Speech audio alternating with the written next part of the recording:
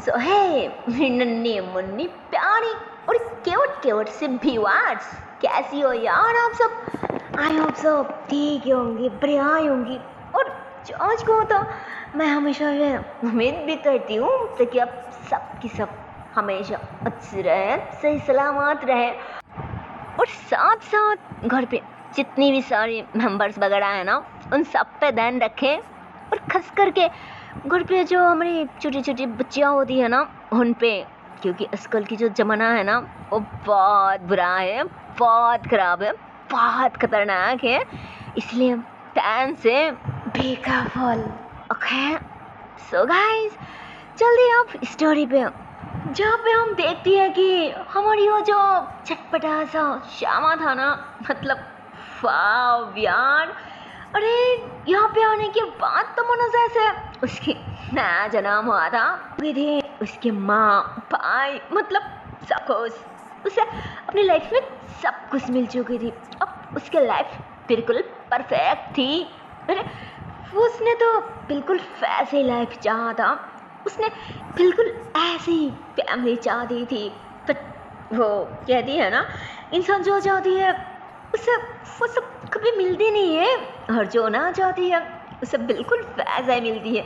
यहाँ पे भी शमा के साथ बिल्कुल वैसा ही हो रहा था। मतलब वो तो दिल में बहुत ज़्यादा खुश थी, बहुत ज़्यादा।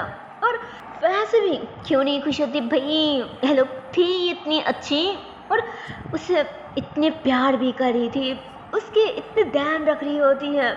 और जॉर्ज को तो ये लोग उसके पापा की तरफ बिल्कुल नहीं था भाई, बिल्कुल गलत नहीं था, बिल्कुल बुरा नहीं था, जो अपनी बेटी को ना कभी अच्छे से समझ पाया और ना ही दिल से प्यार कर पाया। और ना माँ का बात ही उसे उसे हमेशा गुस्सा करते रहती है, बात बात पे डांटते रहती है। यार क्या बोलूं, और इतनी जुल्म बाप किसकी होती है भाई? लगता है शमी की बाप कुछ ज़्यादा ही बुरा था। और सिर्फ 25 की साथ नहीं, और ये आदमी तो हर किसी के साथ गलत करती है, हर किसी के साथ नाइंसाफी करती है, मतलब कुछ भी। और इनसे बात करना, इनके बारे में कहना बेकार है, इसलिए छोड़ ही देती हूँ। बट माँ, अरे भाई माँ तो माँ होती है ना, उनके दिल में, उनके मन में जो सहन शक्ति है ना, वो तो लगता है कुछ ज़्यादा ही होती है। उस सहन शक्ति की पावर कुछ अलग होती है। ये लोग ना बाप की तरह बात बात पे गुस्सा नहीं हो जाता, भड़क नहीं जाता। ये लोग बच्चियों को अच्छे से जानती है, अच्छे से समझाती है कि बच्ची के लिए क्या सही है क्या गलत है। और बाद में तो बच्चियों को भी समझ आ ही जाती है ना कि ये लोग जो भी कह रहा है वो वाकई हमारी भलाई के लिए कह रहा है, गलत के लिए थोड़ी कह रहा है। पर बाद में तो बच्चियाँ भी इससे से सुधार जाती है ना, इसलिए कह रही हूँ माँ के अंदर जो प्यार है ना, जो ममता है, जो प्यार है, उस प्यार का जो क्षमता है ना, जो प्यार है ना, वाकई वो बहुत स्ट्रांग है।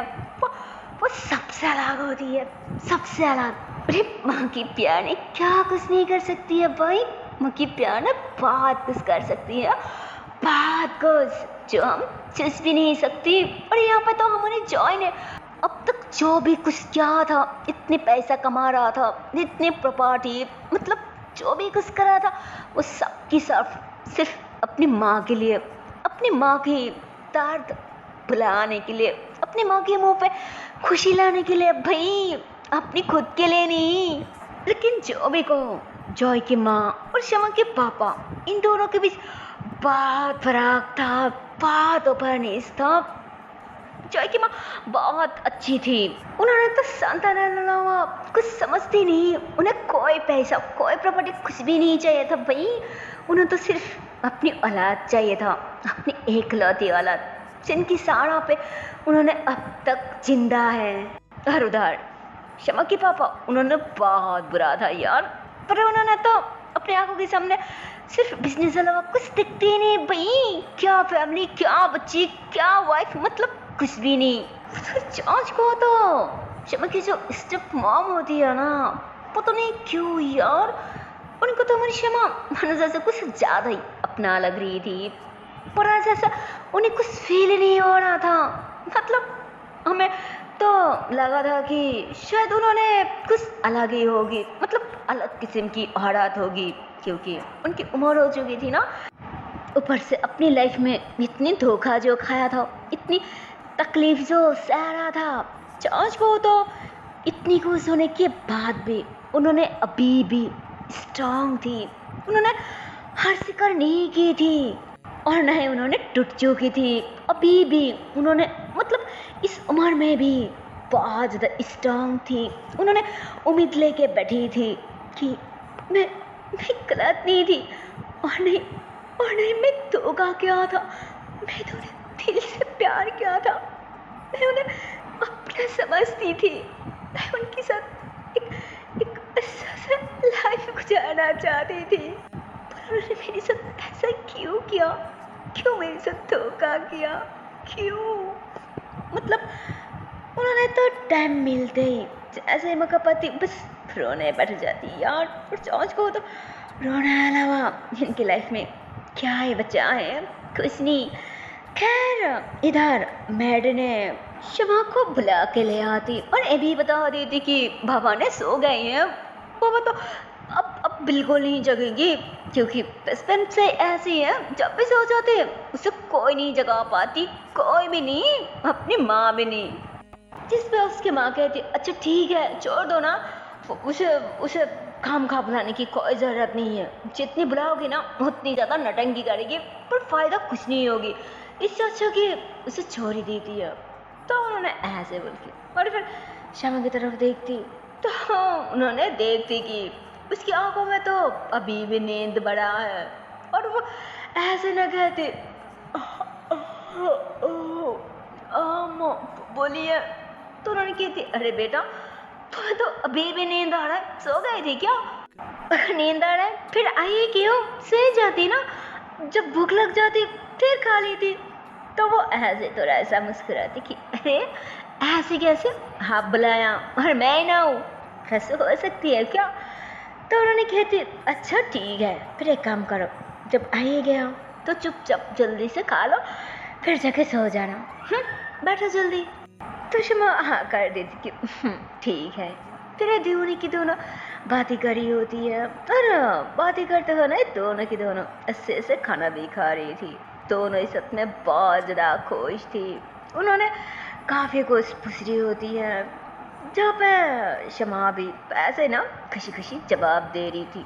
वो भी कहती पर माँ अब अकेले यहाँ पे क्यों रहती है, शहर में क्यों नहीं रहती, शहर पे क्यों नहीं आ जाती, जबकि चाय भी तो शहर में अकेले रहती है ना, आप भी यहाँ पे अकेले रहती हो, फिर आपको शहर में क्या दिक्कत है, प्रॉब्लम क्या है? बिल्कुल सही नहीं है, मुझे लगता है आपको ना हाँ आपको शहर में आ जाना चाहिए। हाँ तो शमा ऐसे ही बात कर रही होती है। तो उन्होंने ना ऐसे ही खाते हुए थम जाती कि बेटा तुम हमारी बात कभी नहीं समझोगी, हाँ कि मैं यहाँ पे अकेली रहती हूँ, पर अकेली होने के बाद भी यहाँ पे मुझे जितनी सुकून, जितनी फील जो एहसास होती है ना, जज को तो वो शहर में कभी नहीं मिल सकती। जज को तो मुझे लगता है इस गाँव मेरी सबको से, इस गाँव से बहुत प्रेम है मुझे, इस गाँव के सब मेरा बहुत लगाव है। मैं इस गाँव की ममता नहीं भूल सकती, मैं इस गाँव नहीं छोड़ सकती, मरते दम तक मैं यहीं रहूँगी। और जब मैं मर भी जाऊँगी ना तब भी मैं चाहूँगी ताकि मुझे इसी गांव में दफन किया जाए, इसी गांव पे, इस गांव को नहीं छोड़ सकती, नहीं छोड़ सकती। तो उन्होंने ऐसे बोल के तो मानो बहुत ही ज़्यादा इमोशन हो जाती, पर इमोशन की माने तो उनकी आंखों पे आंसू आ जाती भाई। और इधर हमारी श्यामा यार क्या बोलूं, वो तो बस हैरान होके उनकी बात को सुन रही होती है, उनकी फीलिंग्स को समझने की कोशिश कर रही होती है और साथ साथ और ये भी नोट करती कि उन्होंने बात तो कर रहा है और साथ साथ उनकी आंखों से ना पानी ऐसे ही बारिश की तरह टिप टिप करके नीचे गिर रही होती है। तो शमा समझ जाती कि कहीं ना कहीं उनके दिल पे कोई ना कोई घाव है, जरूर घाव है। और वो जो घाव है ना, शायद इस घाव से जुड़ा है जो उनको तकलीफ, दर्द तो बहुत दे रहा है, बट अभी भी उन्होंने उस घाव को, उस जख्म को भूलना नहीं चाहती। वो घाव, उस जख्म को उन्होंने संभाल के रख रहा है। तो वो भी ऐसे ना काफ़ी देर तक सोचते रहती है और हैरान होकर उन्हें बस दिखी जा रही थी। और उन्होंने भी मानो जैसे कहीं खो गई है। तो इतने में ना वो शमा खसने लग जाती, उन्हें होश में लाने के लिए कि आप वो माँ जी कहाँ गई आप। तो उन्होंने तुरंत होश में आती और अपनी आंखों पर जो आंसू था ना वो छिपाने की कोशिश करती कि हाँ नहीं बच्चा, मैं कहाँ खो जाऊंगी। हाँ मैं तो बस यही हूँ ना। अरे तुम क्या कर रही हो, कहो ना जल्दी से। तो शमा भी ऐसे ही प्रिटेंड करती जैसे वो कुछ देखा ही नहीं है और कुछ भी नोट की नहीं किया, वो बस चुपचाप खा रही है। पर पता नहीं क्यों उन्हें तो घबराहट हो रहा था कि पता नहीं बच्ची ने क्या सोच लिया। तो उन्होंने ऐसे कहते नहीं बेटा, मैं तो बस। तो फिर ऐसे रानी कहती मैं तो बस क्या बताइए। तो उन्होंने ऐसे थोड़ा सा मुस्कुरा दी थी कि अरे बच्चा छोड़ो ना, लो खा लो। तो उन्होंने ऐसे बोल के ना शमा की प्लेट में और ज़्यादा खाना डाल दी थी कि लो अच्छे से खा लो, फिर थोड़ा भी खाली नहीं रहना चाहिए, समझी ना। तो शमा हंसती कि अच्छा ठीक है बाबा, बस तो मैं वाकई बहुत ज़्यादा खाऊंगी वो भी पेट फुल करके, क्योंकि अब क्या के जो इतने टेस्टी खाना है ना वो मैं ऐसे थोड़ी सड़ सकती हूँ। अरे मैं तो जिप भर के खाऊंगी, पता नहीं इतनी टेस्टी खाना कितनी सालों से नहीं खाया सच में। तो ऐसे बोल के ना थोड़ा इमोशनल से हो जाता। तो उसकी मम्मा कहती अरे बेटा क्या, अरे पहले कभी नहीं खाया तो क्या माँ अब से खाओगी ना, अब से जब दिल करे बस मेरे पास आ जाना, लो अब खा लो। तो उसकी मम्मा का खाना तो कब की ख़त्म हो चुकी थी, बट उन्होंने अभी भी बस शमा के लिए बैठा हुआ था। उन्होंने शमा को खाते हुए देख रही थी। तो इतने में कहते और नहीं होगा, बस मेरा पेट तो चश्मे फूल हो गया, अगर और खाऊंगी ना तो चश्मे मेरा पेट फट जाएगी पक्का। तो उन्होंने हंसी की अच्छा ठीक है लो अब हाथ साफ कर लो। तो वहाँ से सेट पे जाके शमा वो अपने हाथ धो ली थी उन्होंने भी, और फिर कहती एक काम करो जाके सो जाना, नींद आ रही थी ना। तो कहती मुझे भी नहीं सोना, वैसे नींद तो बहुत आ रही थी, बट खाना खाने के बाद अब से बात करने के बाद वो नींद तो कब की गायब हो गया ना।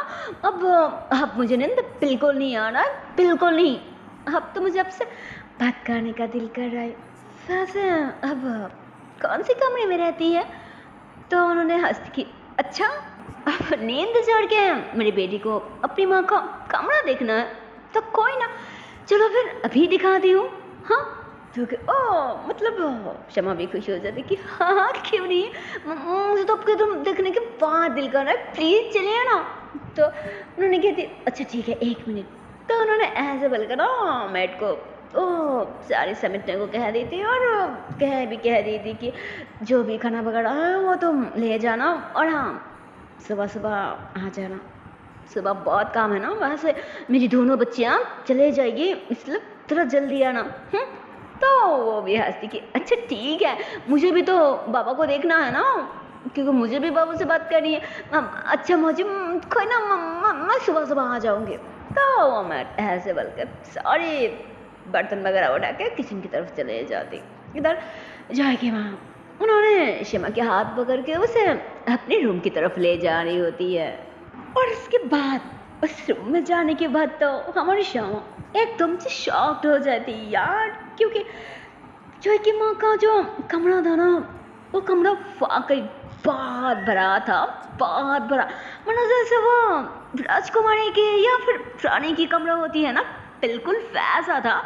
जॉय ने अपनी माँ के लिए उस कमरे इस तरह से डेकोरेट किया हुआ था। और हमारी श्यामा तो उस रूम को देख के एकदम से हैरान हो जाए, तो पागल हो जाती, समझ लो। वो भागने लग जाती और इधर उधर जा के ना वो हर सामान हर चीज को ऐसे उठा के ना देख रही होती है कि वाह, ये देख के तो नहीं लगता कि ये मैंने देश की है। तो उसकी माँ आके कहती, हाँ तुम बिल्कुल सही पहचाना, वे हमारे देश की नहीं है, वह जो है ना बाहर से मंगाई है।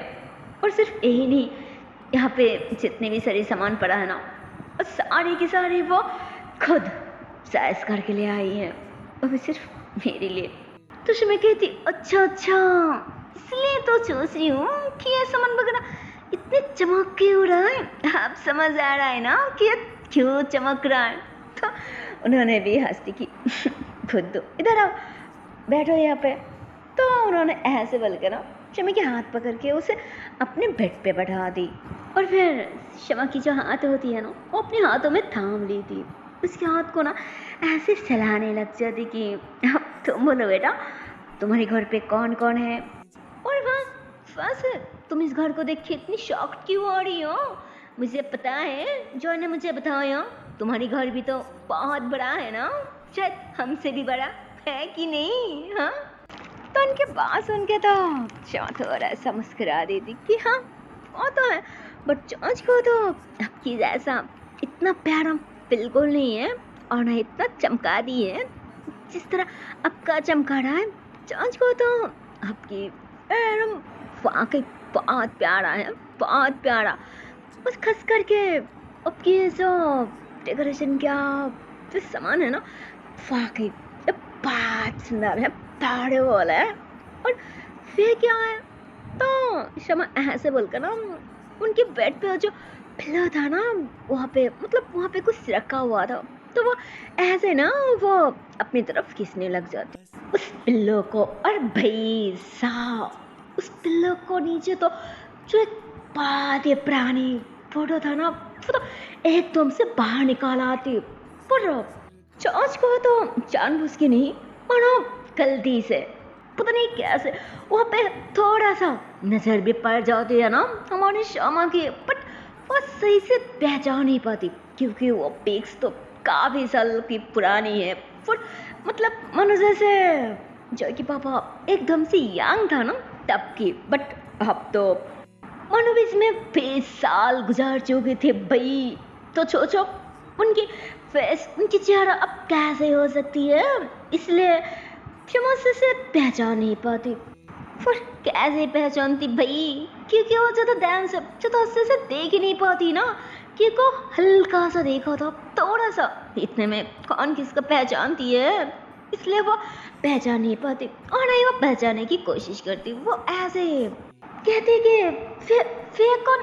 तो इतने में जय की माँ वो फटक से छुपा लेती, सेट कर लेती कि क्या बेटा, छोड़ो ना, कुछ नहीं, वैसे क्या देखना था तुम्हें, इधर आओ, वैसे तो तुम्हें नींद आ रहा था ना, तो एक काम क्यों नहीं करती, आ जाओ मेरी गोद में सो जाओ। तो भाई सा शमा को ऐसे कहती है ना, वो तो एक सेकंड भी वेट नहीं करती, वो फटक से अपनी माँ का गोद में आ जाती, जहाँ पे उन्होंने भी अब शमा के बालों पे ऐसे हाथ पड़ते हुए ना उससे बहुत प्यार से सुलाने की कोशिश करती। और जॉर्ज को तो उसके दिमाग में जो भी था ना वो पिक्चोरा लिबा तो एक सेकंड के अंदर भूल जाती, उसके दिमाग मानो सेकंड के अंदर डाइवर्ट हो जाती। जो उन्होंने जानबूझ के किया था ताकि वो उसे इस बात याद ना रहा। और उन्होंने ना शमा के साथ प्यारी प्यारी बात करने लग जाती कि अच्छा बेटा, जब से आई हो एक बार भी नहीं देखा कि तुम किससे बात कर रही हो, ऐसे तुम्हारे घर के लोग तुम्हें लेके टेंशन कर रही होगी ना, परेशान हो रही होगी, तुम्हें बात कर लेना चाहिए था ना। तो शमा हंस देती मम्मा रिलैक्स, इतनी भी कोई इम्पोर्टेंट नहीं है जो मेरे बारे में सोचेगी, मेरे लिए चिंता करेगी। तो उन्होंने कहती मतलब, तो वो तरह से सैड हो जाती कि जो चिंता करेगी, जो मेरे बारे में सोचेगी, जिसकी मेरी फिक्र होगी, तो इस दुनिया छोड़ के कब की जा चुकी है ना मेरा माँ। तो उन्होंने की थी सॉरी बेटा, असल में जॉय ने कहा था कि तुम्हारे पापा तुम्हारी फैमिली है, इसलिए सॉरी। तो शमा कहती इट्स ओके। अरे आप क्यों सॉरी कह रही है, जबकि ऊपर वाला की मर्जी है, उन्होंने तो ऐसा किया ना, फिर आप क्यों सॉरी कह रही है। प्लीज़ अब सॉरी मत कीजिए, मुझे अच्छा नहीं लगेगी।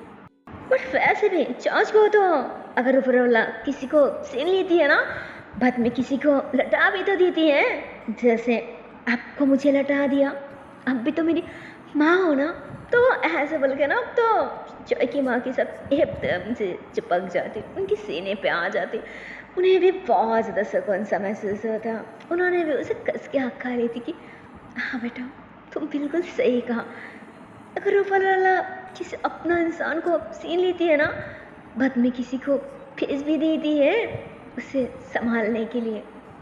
तो शमा ऐसे हंसती कि हाँ मुझसे जितनी छीन लिया उससे ज़्यादा ही लटा दिया, जैसे आप एक माँ लटाया और सुनल को भी तो लटाया ना। मेरा प्यार, मेरा मोहब्बत, मेरा जिंदगी, मेरी जान जिगर, मेरा सब कुछ, मेरा लाइफ। तो ऐसे बोलकर ना एकदम से सुनल के बारे में सोच के खो जाती और फिर से उसे अचानक से याद आती, अरे यार शिट, मुझे तो उसे मैसेज कर देना चाहिए था ना। ओह माय गॉड, अरे मैं तो भूल ही गई थी। तो ऐसे बोलकर ना फटक से उठ के बैठ जाती और ऐसे ना अपनी जेब में ऐसे फोन चेक करने लग जाती और उसे मिल भी जाती। कहती अरे यार शिट।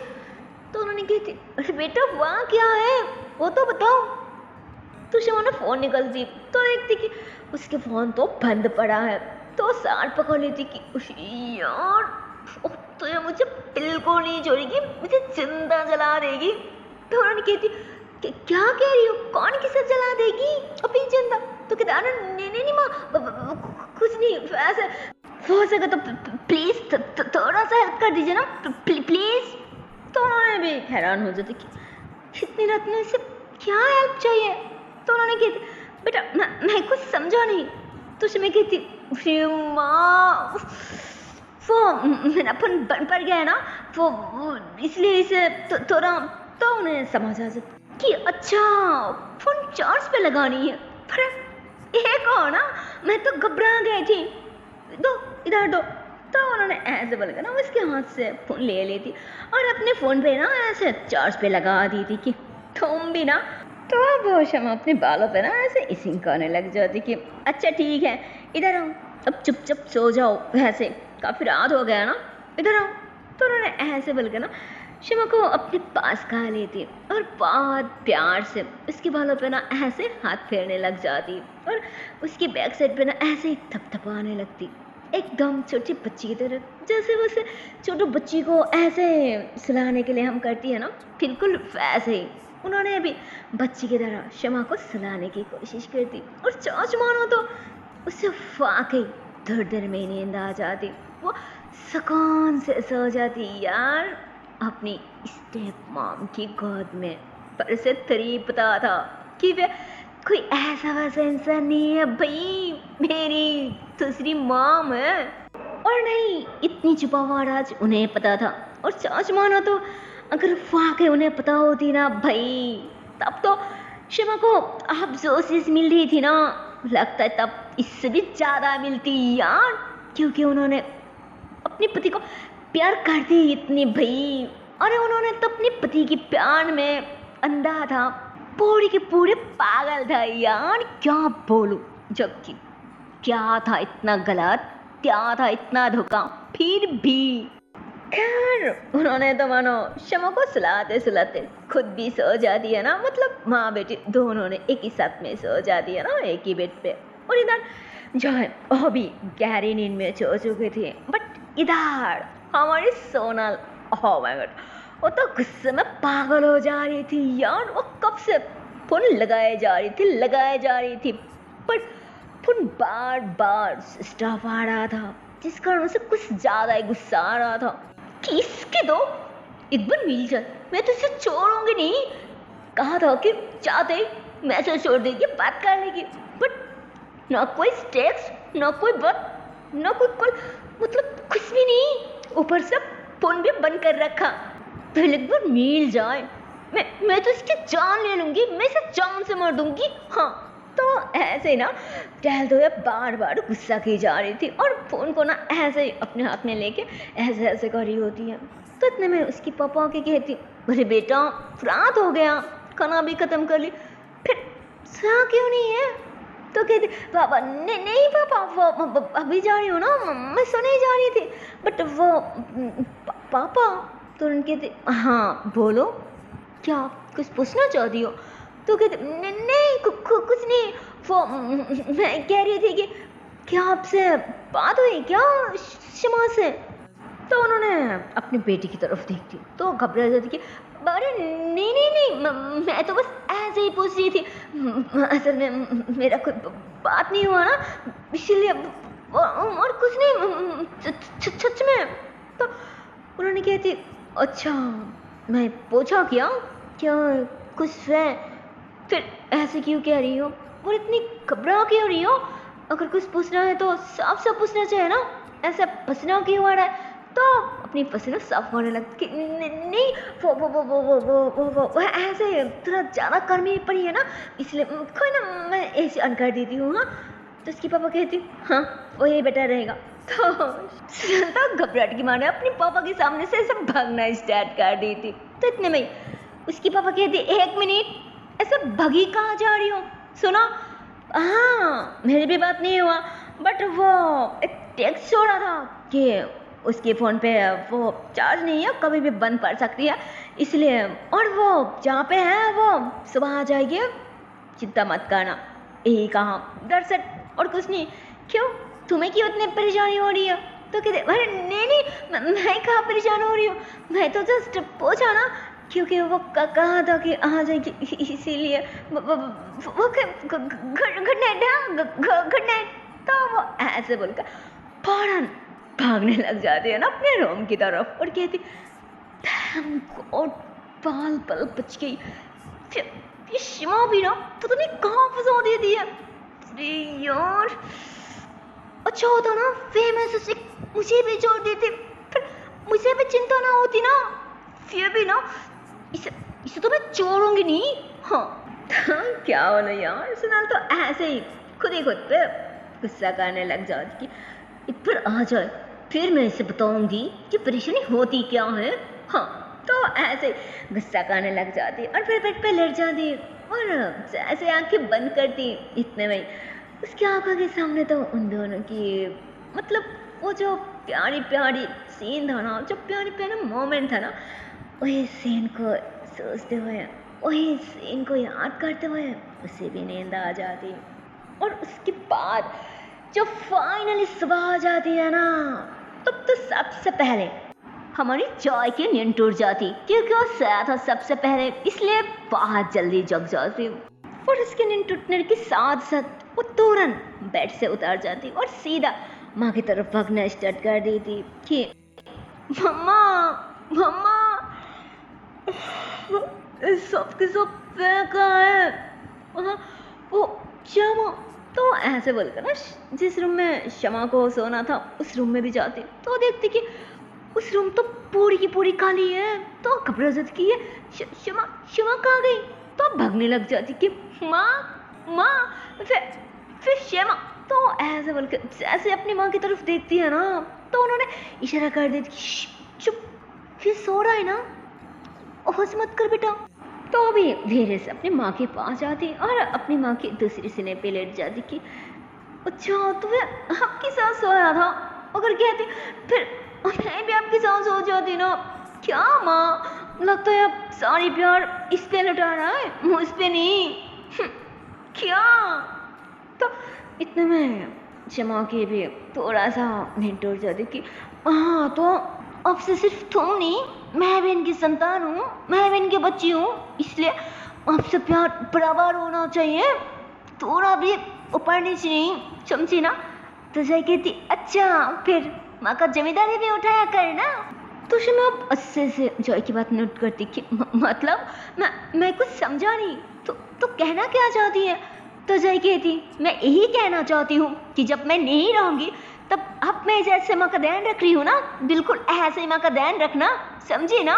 इससे ज़्यादा और कुछ नहीं चाहिए मुझे।